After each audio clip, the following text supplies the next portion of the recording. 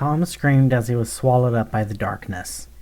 The darkness was absolute, utterly devoid of so much as a single photon of light. He felt like he was falling, but not really. It was more like the feeling of a hypnagogic jerk, only instead of lasting an instant, the sensation went on without end. He could not tell up from down, nor could he tell if the air around him was hot or cold, tumultuous or still. Was there even air at all? He was disoriented to the point of delirium, unable to remember where he was or how he had gotten there. Was he really anywhere at all, or was he merely blind and mad, like an ancient god? Desperate to regain any semblance of sanity, he ordered himself to focus on the last thing he could remember. Clowns. Disgusting, monstrous clowns had thrown him into the kaleidoscope on the orders of the man with the upside-down face, for no other reason than he had chosen to side with, and then he remembered he wasn't alone. "Oh my God, Fuller! Fuller! Fuller!" "What is it, Tom?" "Fuller, oh my God, Fuller, where are we?" "The darkness between dimensions." A very pretentious name for a place that's almost literally nothing. It is utter void, lacking any native substance whatsoever. Here there is no matter, no energy, and very nearly no reality at all. What do you mean there's nothing? We're not suffocating, so there's air, isn't there? No, Tom, there's just no entropy. We're perpetual motion machines in here with no need of air, food, water, or sleep. Space itself here is thick enough to carry our voices, and we could even move through it if we tried. You mean we're going to be living like this in the darkness with nothing? Forever? Oh, that we should be so lucky. No, Tom, you see, we're the realest things in this place, and nature abhors a vacuum. Our reality will slowly dissipate out into the infinite void, leaving us to gradually fade to nothing. After 3 years or so, we'll have lost enough of ourselves that we won't even be able to survive in the real world, but unfortunately it will take much, much longer than that for us to lose enough consciousness to achieve anything remotely approaching death. Oh my God. Fret not, Tom, fret not, for there is hope. We just need to find a Humdinger. A what? It's not called the darkness between dimensions for naught. We're surrounded by parallel realities, and occasionally they bump into each other. When they do, they create waves through the darkness that you can hear as a humming sound. All we gotta do is get ourselves to the epicenter of the collision, and we can slip out into one of those realities. How do you know all this? A little bird told me. Actually, he was a man-sized humanoid crow, but he knew everything there was to know about the multiverse.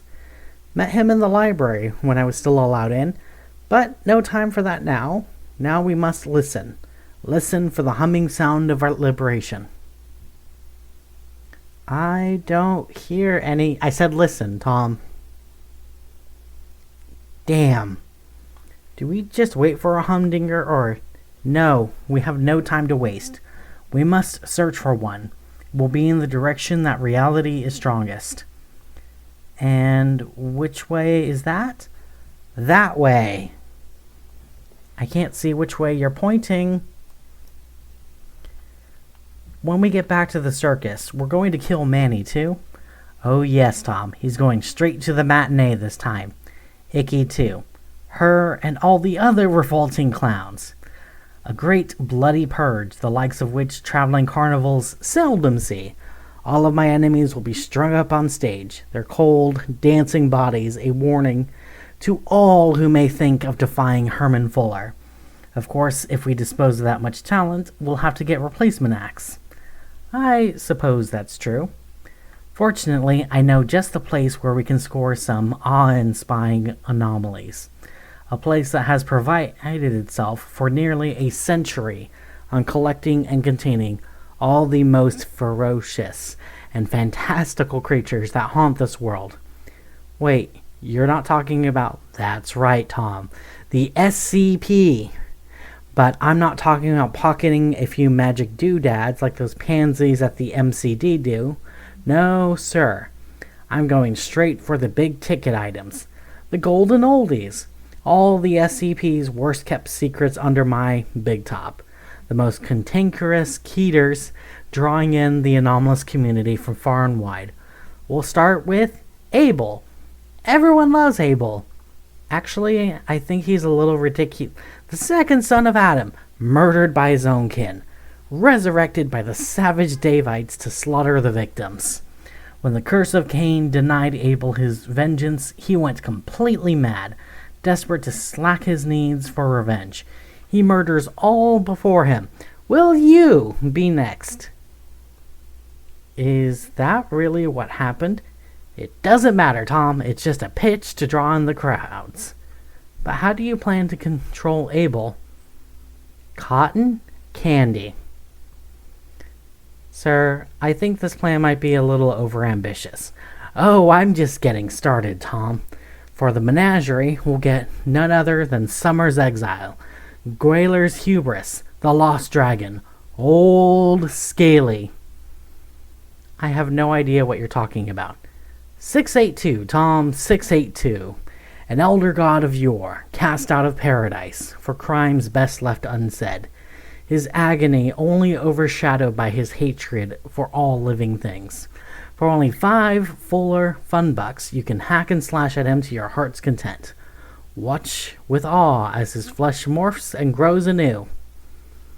You're going to have guests physically attacking one of the most infamous anomalies in the Foundation's possession?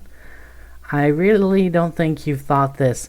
And for the main event, we'll get the creme de la creme, the cream of the crop, the most horrendous, most abominable, most despicable monstrosity ever to disgrace this fair earth with its foul visage. Dr. Spanko. Sir, you've lost your mind, haven't you? Just you wait, Tom. This new gore-tastic circus will completely outshine anything we've done before.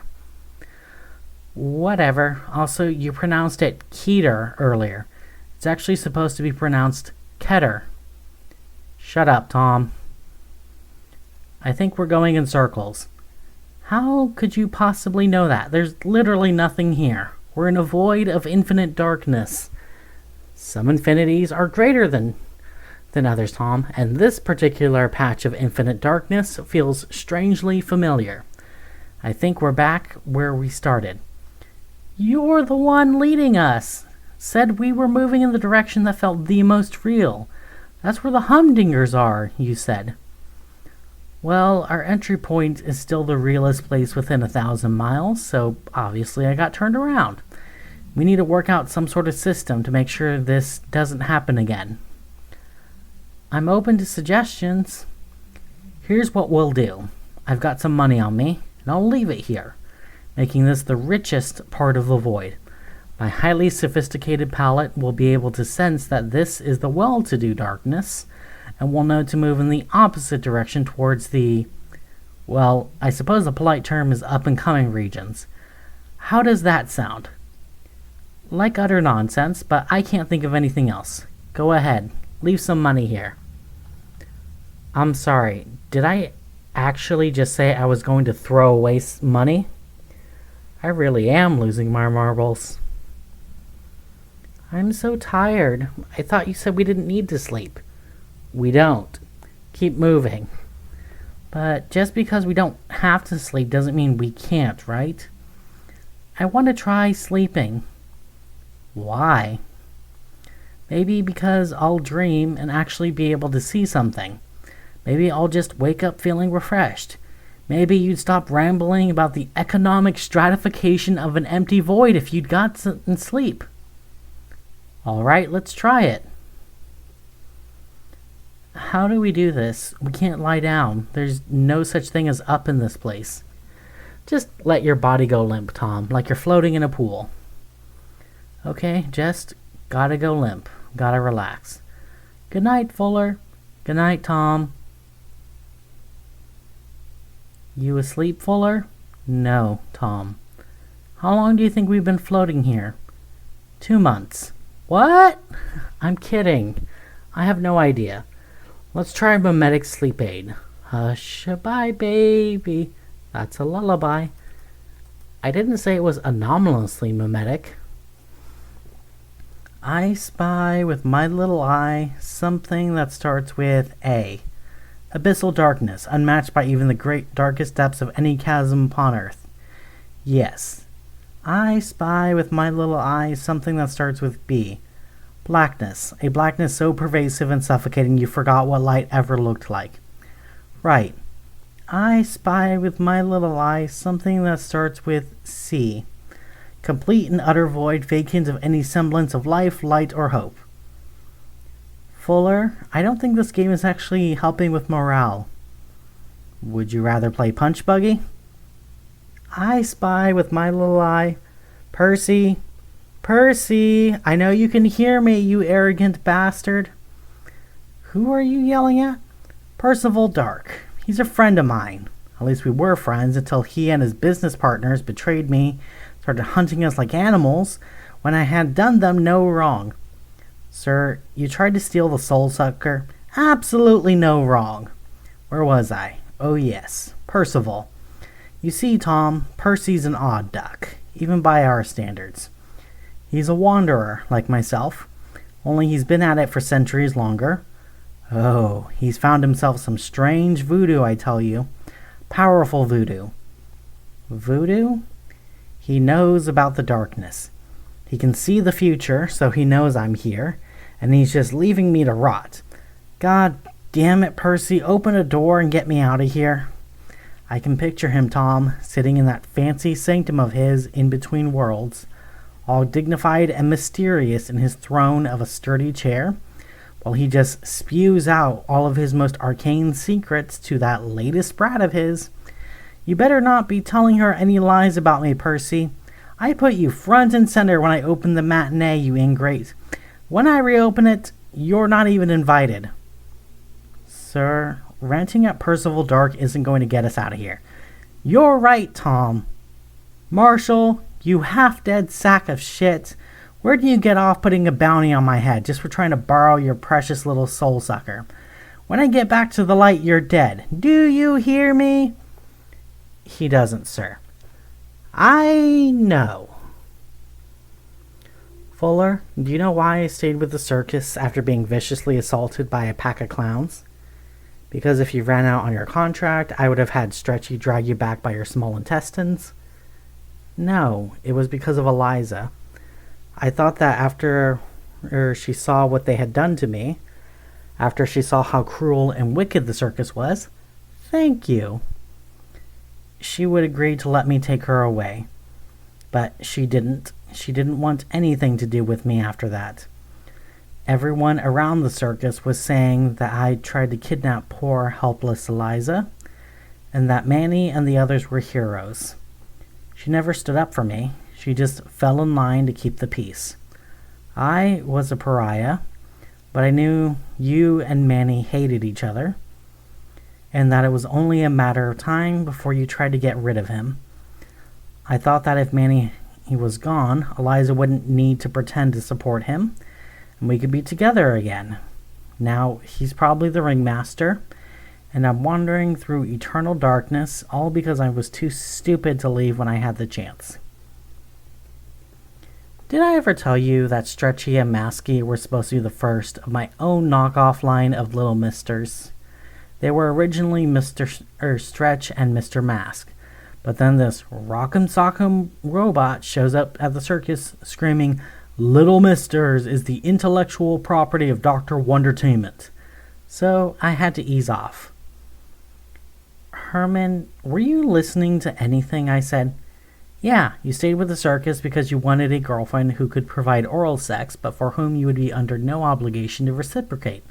I don't blame you. Thanks for listening. It's Keter. It's Keter. Keter. Keter. Keter is closer to how it's pronounced in Hebrew. Consult a rabbinic alchemist. That, my friend, is what's known as etymological fallacy. If the original pronunciation of a word is the only correct one, then we're all butchering the English language. If you dropped the the word would clearly be pronounced with a short E sound. Therefore, it is ket-er. The isn't a suffix because ket isn't a word by itself. Therefore, the argument is a load of baloney. All you're doing is offering counter-arguments. Give me one reason why it should be pronounced keeter. Because keeter, Euclid eater, SC caught her, couldn't keep her. Well, I have no counter-arguments for that. So I guess you win. Fuller, I think I'm going insane. Good, I was starting to get lonely. I see a little blinking red light in the distance. I'm crazy, right? Tell me I'm crazy. You're as mad as a March hare mating in a mound of molasses. So you don't see it. I didn't say that. Doesn't mean you're not crazy. So you do see it. Do I see a blinking red light? No. I see a red light that fades in and out.